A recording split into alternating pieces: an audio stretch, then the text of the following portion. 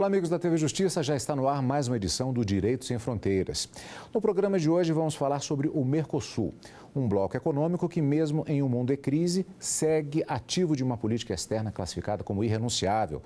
Quinta economia mundial, com um PIB superior a 3 bilhões de dólares e um mercado de 275 milhões de habitantes.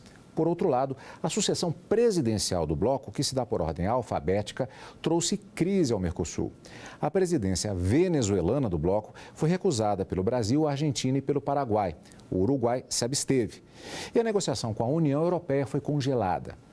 Vamos debater hoje sobre a política interna do bloco, o significado de uma presidência e como essa decisão afeta as relações exteriores e diplomáticas dos países membros. Para participar do debate de hoje, os nossos convidados: Welber Barral, doutor em Direito Internacional e árbitro no Tribunal Permanente de Revisão do Mercosul, e Fábio Beckman Schneider, doutor em Ciência Política, advogado e professor de Direito Internacional. Sejam muito bem-vindos ao programa Direito Sem Fronteiras. Antes de iniciarmos essa discussão, nós vamos assistir a uma reportagem sobre a estrutura interna do Mercosul, a sua organização e como foi criado. No mundo, em cada continente, há um ou mais blocos econômicos. Um deles é o Mercosul, criado em 1991 por meio de um acordo chamado Tratado de Assunção. 3 anos depois, um acordo comercial entre os países membros permitiu que a maioria dos produtos fossem comercializados entre esses países sem a cobrança de nenhum tipo de imposto. Em 2011, a corrente total de comércio do Brasil com o Mercosul alcançou um recorde histórico de 47 bilhões de dólares. Atualmente, Argentina, Brasil, Paraguai, Uruguai e Venezuela são os países membros. Bolívia, Chile, Colômbia, Equador e Peru são associados. México e Nova Zelândia são países observadores. Eu gostaria de começar a nossa entrevista de hoje a respeito desse tema do Mercosul, voltando um pouquinho no tempo. Quando do início da instalação do bloco, cheguei a ver discursos de representantes de alguns países desenvolvidos que falavam a respeito do Mercosul numa linguagem diplomática, mas praticamente fazendo um certo discurso de desprezo, particularmente reforçando outros acordos internacionais de formação de blocos, reforçando particularmente a ALCA. Essa realidade, passados vários anos, apesar do nosso tema de hoje ser um pouco relacionado à crise com relação à questão da presidência da Venezuela, podemos dizer que caminhamos bastante. Aliás, a própria formatação do bloco, que vai além dos países membros, contando países associados e outros que estão em expectativa de entrar, podemos dizer que é uma realidade diferente hoje em dia? Eu não tenho a menor dúvida de que a relação do Brasil e do Mercosul, principalmente com os Estados Unidos da América, se alterou muito na formatação do Mercosul. Ou seja, na época do surgimento do Mercosul, os Estados Unidos tentou, de uma maneira bastante importante, que fosse consolidada a ALCA. E foi entendido pelos países membros do Mercosul que não era o melhor caminho e, por esta razão, foi fortalecido o Mercosul. Em relação aos países associados, pode-se dizer que, desde que surgiu o Mercosul, desde 91, só aumentou os países associados. É claro que existem países que são associados já há muitos anos e não têm cumprido as exigências, seja por não desejar, como por exemplo o México desde 2005, o Chile também já há muitos anos, mas o Mercosul só tem ampliado esse leque, inclusive com países observadores. Associando a um elemento dessa resposta do professor agora, que é o fato de que nós temos esse crescimento e diversas relações e outros acordos que se sobrepõem nesse processo de consolidação do Mercosul, podemos dizer que também a experiência hoje em dia, particularmente nessa questão da arbitragem, fortalece ainda mais a existência desse bloco? Não, seguramente. É um ponto crucial da conformação de qualquer bloco econômico é ter um mecanismo eficiente de solução de controvérsias. No caso do Mercosul, houve um sistema arbitral que funcionou durante o chamado Protocolo de Brasília e depois, com o Protocolo de Olivos, foi criado o Tribunal Permanente de Revisão.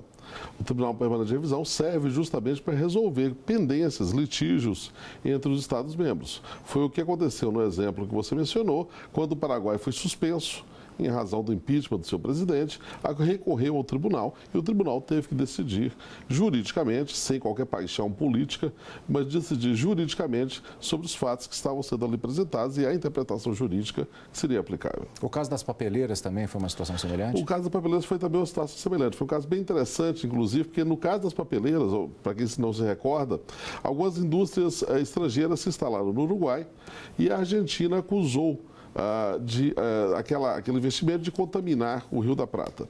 A consequência foi uma série de bloqueios por parte da própria população ao comércio entre Uruguai e Argentina. E o caso foi muito interessante porque o Uruguai recorreu ao Tribunal do Mercosul, o Tribunal Permanente de Revisão, e a Argentina recorreu à Corte Internacional de Justiça. No final, houve até alguns laudos, mas chegou-se a uma solução positiva, inclusive com a liberalização do comércio. Essas respostas, elas esclarecem um pouco a respeito, além daqueles dados que foram citados no início, a importância do bloco e a sua consolidação através de uma prática que já vem de vários anos. Agora, aí vem a questão da participação da Venezuela no bloco e também essa questão da presidência. Essa participação especificamente da Venezuela, ela tem gerado uma série, desde o início, uma série de questões, inclusive em termos de política internacional. Perfeitamente. A aceitação da Venezuela, desde o início, foi muito questionada, principalmente pelo Paraguai na época, e o aceite aqui do Congresso Nacional também foi uma votação por maioria aqui no Brasil. Se questionava muito o modelo de democracia da Venezuela na época do então presidente Chávez. Inclusive, nessa época, eu tive a oportunidade de dar outras entrevistas e a minha manifestação na época foi do aceite da Venezuela, porque o processo de integração, o próprio nome já define, ele tem que estar acima de ideologias. E, nesse sentido, se entendeu naquela época que era positivo para o Mercosul, apesar de ser questionável muitas decisões, muitos aspectos políticos na Venezuela de então, mas que era positivo para o Mercosul a entrada da Venezuela. Em relação agora a esse problema da presidência, a visão ela não é colidente, mas ela vai ao encontro da visão anterior. Se a Venezuela teve 4 anos para cumprir os requisitos para se tornar membro pleno e não os cumpriu, entendo correta que não possa exercer a presidência.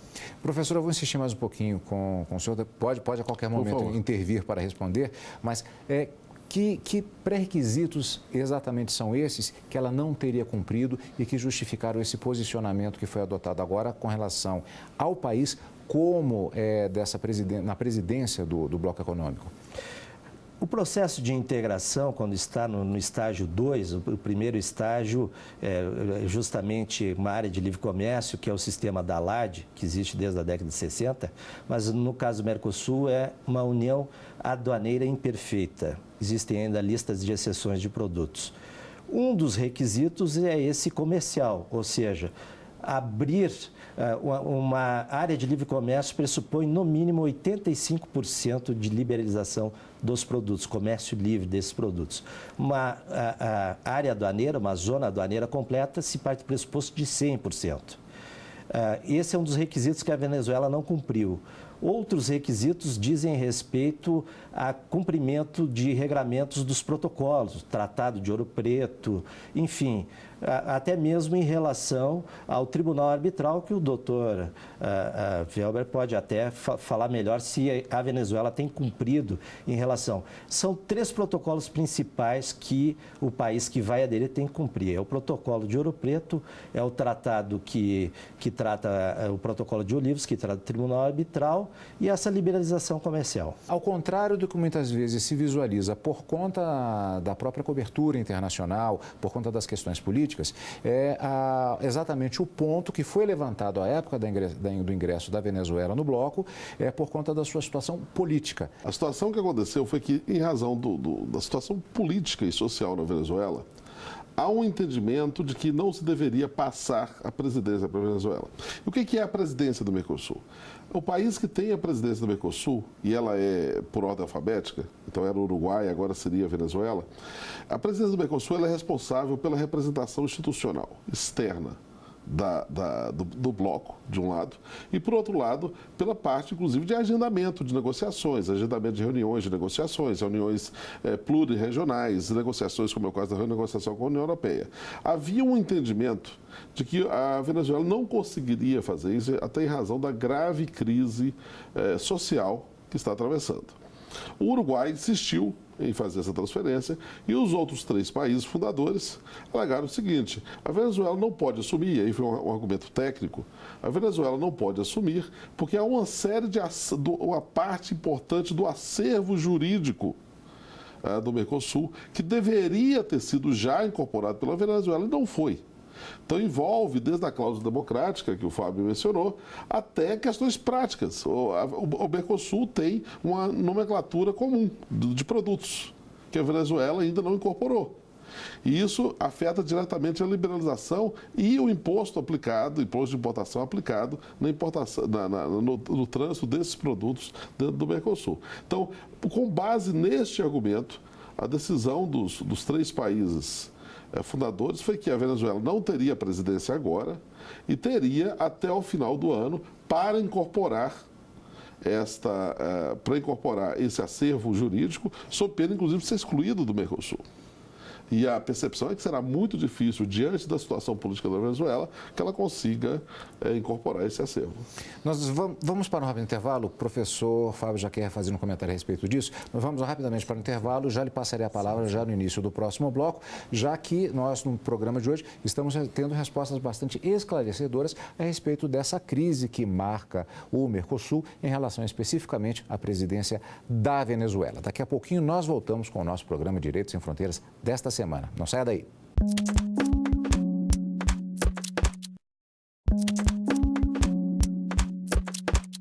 Direitos Sem Fronteiras está de volta com a discussão a respeito do Mercosul e a questão de Brasil, Argentina e Paraguai, que entenderam no sentido de impedir que a Venezuela assumisse a presidência do bloco, como ficou esclarecido particularmente no nosso primeiro bloco de hoje, particularmente por questões técnicas envolvendo o país. Vamos aprofundar um pouquinho esse tema.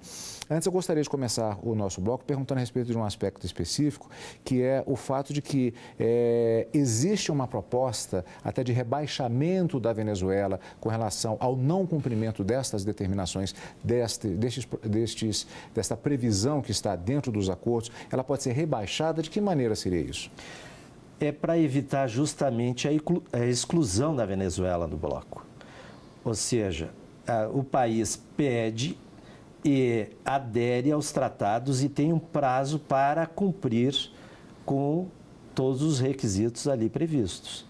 A Venezuela não cumpriu no prazo e se acha muito difícil que irá cumprir até o final do ano. Então, para evitar a exclusão da Venezuela do bloco e, em certa medida, perder esse trabalho de muitos anos, existe essa proposta de downgrade, de rebaixamento de status, para que ela não fosse efetivada como país membro e voltasse à condição de associada.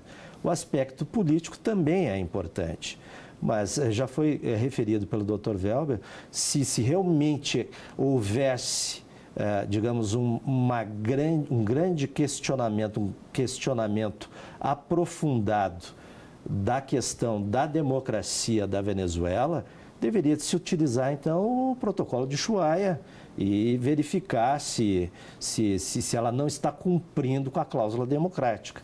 Então, realmente, são aspectos bem técnicos, mas isso foi utilizado no caso do Paraguai e ele foi suspenso o que inclusive acarretou a suspensão do funcionamento do Parlasul por muitos anos e foi um entrave importante no Mercosul. Esse caso do Paraguai não cria exatamente um precedente para esse debate?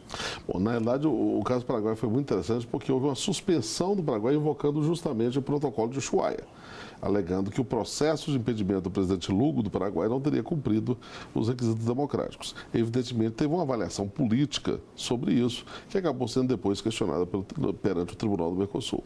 A questão da Venezuela é que, ao lado da questão política de cumprimento, tem três facetas aí. Uma é a faceta da política regional. A grande verdade é que a mudança política que ocorreu no Brasil e na Argentina cria uma distinção maior entre o comportamento internacional desses atores e outros países, como é o caso da Bolívia ou da Venezuela. Um segundo aspecto é técnico de comércio exterior. A Venezuela, de fato, não incorporou boa parte desse acervo jurídico que nós mencionamos. Um terceiro aspecto é, inclusive, em relação à política intra-Mercosul. Ou seja, a grande verdade é que, embora a Venezuela seja um país importante, seja um país que a médio prazo pode ser um ator relevante, inclusive no comércio regional, hoje a Venezuela passa por uma transição e por uma crise política na qual os países membros não querem se envolver. Existe alguma possibilidade de recurso da Venezuela a alguma instância, a algum tribunal internacional em relação a essa situação e até mesmo essa possibilidade de rebaixamento? Bom, é interessante porque, em tese, ela poderia recorrer ao sistema de solução de controvérsia do Mercosul.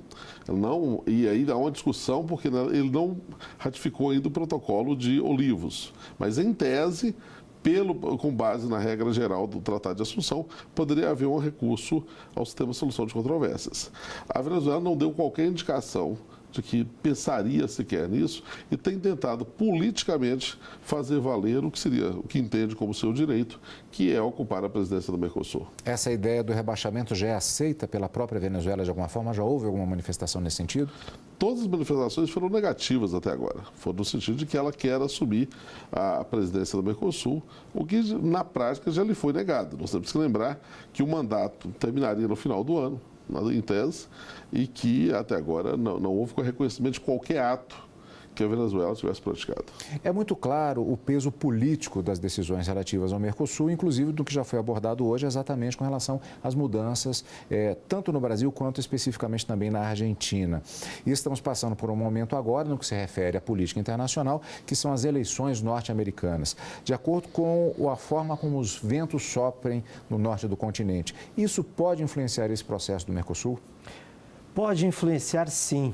E podemos encaixar essa resposta, esta tratativa Mercosul-União Europeia, que nós já estamos falando aí, se não 20 anos, quase isso. Então é algo que se arrasta já há muito tempo. E esta visão do Ministério das Relações Exteriores, tanto do Brasil quanto da Argentina, de focar mais na União Europeia, nos Estados Unidos, pode sim influenciar. Atualmente, o maior parceiro comercial do Mercosul é a China. Então, essas mudanças no cenário, não só econômico, mas no cenário político, no cenário das relações internacionais, repercute de maneira importante no Mercosul. E com relação aos outros países que participam também do bloco, mas que não são países membros propriamente dito, como isso tem refletido em relação a esses outros países? Bom, nós temos que lembrar que o Mercosul, na realidade, ele é um acordo de complementação econômica do âmbito da ALAD. E aí, dentro da ALAD, que é a Associação Latino-Americana de Integração, nós também temos vários acordos bilaterais. É o caso do acordo Brasil-México, Brasil-Cuba, por exemplo, e acordos Mercosul-Chile, Mercosul-Colômbia. Então, há um emaranhado de acordos aí, especificamente na área comercial. Então, o objetivo desses acordos é a liberalização comercial em médio e longo prazo. Nenhum desses acordos tem as regras, por exemplo, de cláusula democrática, que existem no âmbito do Mercosul. Então, a discussão ou a capacidade de voto do Mercosul são dos 4 países membros. É claro que, na atual visão sobre a América do Sul, nós vamos ver 2 blocos. ou 3 talvez. Nós vamos ver, mas seguramente um bloco dos países que estavam ligados ao ALBA, que foi muito ativo na época principalmente do presidente Chávez, e países que fizeram uma guinada mais liberal, como é o caso do Chile, do Peru e da Colômbia, sendo que a Argentina e o Brasil ainda estão tentando buscar um caminho aí de transição neste momento. Falamos a respeito dessa questão especificamente da presidência da Venezuela, da presidência do bloco pela Venezuela. A pergunta que fica também é o momento de se rever de alguma maneira o Mercosul, ou tirando essa questão que tem um caráter também político muito forte, como fica evidente, é necessário se fazer algum processo de revisão, tendo em vista a sua própria projeção, a sua imagem para o mundo e o seu processo de negociação, principalmente comercial? Acredito que a sua pergunta ela remete a uma análise, uma projeção do futuro do Mercosul. Nesse sentido, existem 2 caminhos, que é ou de maior institucionalização ou manter essa estrutura atual de intergovernabilidade. Ou seja, o Mercosul, diferentemente da União Europeia, ele não tem órgãos supranacionais. Então, a concessão de soberania dos países membros, ela é muito mais restrita, diferentemente da União Europeia. Bom, existe esse caminho a ser seguido ou não. Outra questão fundamental é a atuação do Brasil. O Brasil, ele sempre ao longo, desde 91, ele teve momentos, vamos dizer assim, de dualidade. Às vezes mais interessado em fazer andar, em dar mais movimento ao processo de integração, outras vezes mais restritivo. A realidade é que, em termos comerciais, o Brasil é muito mais importante do que os outros países, até mesmo a Argentina. Por PIB, por população, enfim, o mercado brasileiro é o mercado mais importante. Então, os países que fazem parte do Mercosul, eles têm muito interesse em acessar o mercado brasileiro. Mas, já por outro lado, o Brasil já não tem tanto interesse em acessar os outros mercados. Eu concordo plenamente com a análise, principalmente no que se refere à chamada simetria. Ou seja, o tamanho do Brasil, a relevância econômica que o Brasil ganhou no mundo, faz com que o Mercosul hoje seja uma parte pequena do interesse comercial brasileiro. Agora, há outros interesses. Mesmo na área comercial, a Argentina é o principal importador de produtos manufaturados do Brasil. É um mercado importante para o Brasil. Ao mesmo tempo, o Mercosul foi um grande instrumento de estabilidade política na região. Temos que lembrar que quando o Mercosul foi criado, havia uma tensão latente entre as 2 grandes potências regionais da época, Brasil e Argentina, que acabou sendo acomodada pelo Mercosul. O Mercosul é um projeto político importante que deve continuar. O Mercosul é uma excelente porta de entrada de negociação exatamente com o mercado do Pacífico. E é algo que, na verdade, não é muito falado e muito discutido em relação ao próprio Brasil e seus parceiros do Mercosul em relação àquele país do Oriente. É mais ou menos isso que acontece? Totalmente de acordo com o que foi referido. Inclusive, trago um dado estatístico que não é alvissareiro para o nosso país. Exceto um período do pós-Segunda Guerra, o Brasil varia entre 1%, um pouco mais, um pouco menos, do comércio mundial. 1%. Isso reflete justamente a falta de proposições, a falta de iniciativas para conquistar mercado. Não é possível um país que fica entre as 10 maiores economias, às vezes é sexta, às vezes é sétima, que só tenha 1% do comércio global. Isso é algo realmente que deve ser debatido, deve ser estudado e devem ter iniciativas para se alterar essa situação nada confortável para o nosso país. Uma questão envolvendo o Mercosul é que há muitas publicações acessíveis, tanto em língua portuguesa quanto em espanhol, a respeito de decisões que foram tomadas. Falamos, inclusive, aqui de jurisprudência que existe em termos de arbitragem, e é um tema que muitas vezes é pouco acessado, apesar da disponibilidade de material. Eu gostaria de mostrar aqui, inclusive, gentilmente o professor Fábio Beckman trouxe para que nós pudéssemos mostrar acesso à jurisdição no Mercosul. É justamente uma publicação que envolve envolve uma parte destas decisões do Tribunal do Mercosul. Há diversos artigos que podem ser consultados. O professor Welber Barral também tem artigos publicados e é uma oportunidade, justamente aproveitando o gancho do nosso programa de hoje, em que se faça esse tipo de pesquisa para se ter uma compreensão melhor a respeito dessa questão que envolve diretamente política internacional e a política internacional com nossos vizinhos e também em termos de política comercial. Queria agradecer muito a participação de ambos aqui no nosso programa Direitos Sem Fronteiras de hoje. Nós vamos ficando por aqui. Falamos sobre a crise no Mercosul e o veto para que a Venezuela não assuma a presidência do bloco. Estiveram conosco Welber Barral, doutor em Direito Internacional e árbitro no Tribunal Permanente de Revisão do Mercosul, e Fábio Beckman Schneider, doutor em Ciência Política, advogado e professor de Direito Internacional. Para assistir a esse e outros programas, acesse tvjustiça.jus.br. Você também pode sugerir um tema. Mande um e-mail para direitosemfronteiras@stf.jus.br. E até o nosso próximo encontro. Tchau!